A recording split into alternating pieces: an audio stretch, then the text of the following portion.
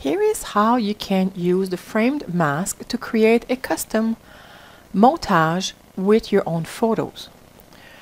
You can choose to use your own photos or use a blank canvas that will be provided by the script. Let's start with a photo. You start with the script,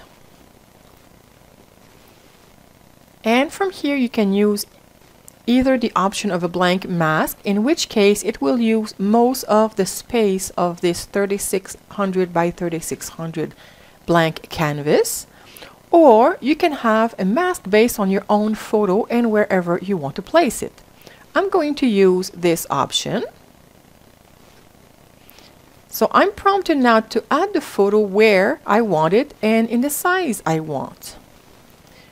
Here my photo is way too big for my canvas, so I'm going to size it down. I'm going to resize it to, let's say, 2000 pixels in width. I'll copy it with Ctrl+C and paste it as a new layer on my project. Now the script will create the frames based on where the photo is. So if I want to have the frames on top left, this is where I would put my photo. If I want at the bottom right, this is where I'll go. If I want to go in the center top, this is where I'll go. So wherever I want to place my photo, this is where the script will create the frames. So let's place it here and continue.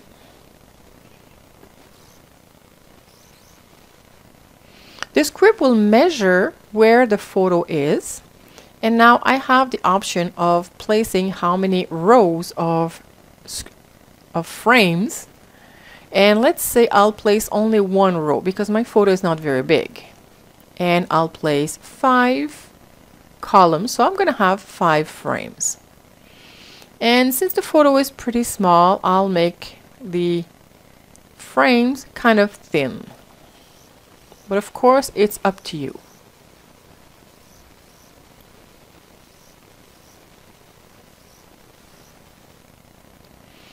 And I get prompted if I want to adjust the frames. In this case, I will adjust some of the frames. So this one, probably this frame, I'd like to have rotated in the other direction. And maybe this one, I want it a little closer.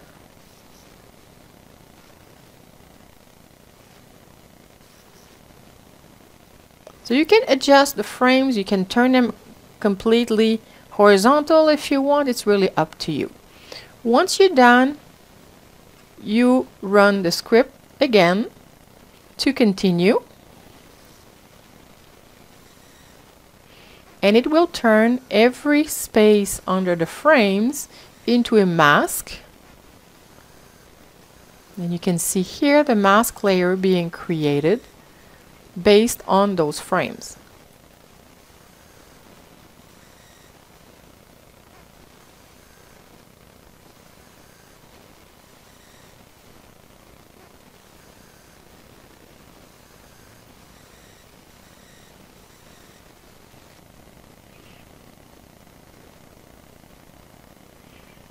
And now you're done. And all those frames now can be modified. You can add a bevel to each of your frames. So you can add 3D effect inner bevel.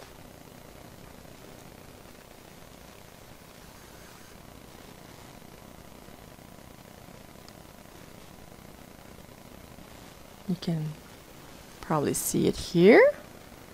And you can repeat the same with Ctrl+Y, so the exact same settings will be added to each of the frames with Ctrl+Y every time, which is the repeat command.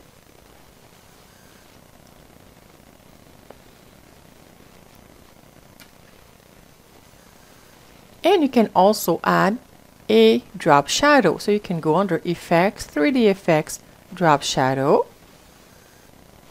and you set the shadow as you wish.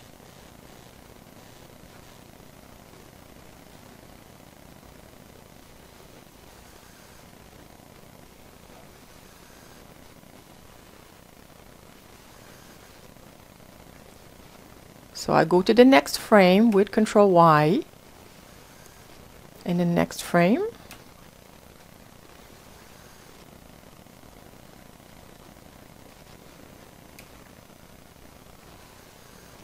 and the last one. And now I have all my frames on my photo. Notice that here my photo is slightly cut off. It's not a big problem because I can simply go to my photo here and move it around.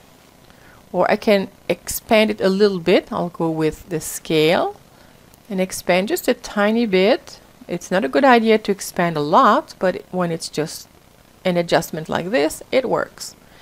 And now you can replace your background with a solid color, a pattern paper, or anything. So I'll just pick a pink color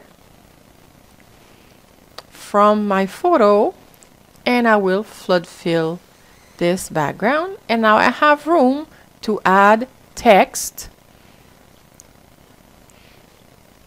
or add other photos to complete my collage or my scrapbook page.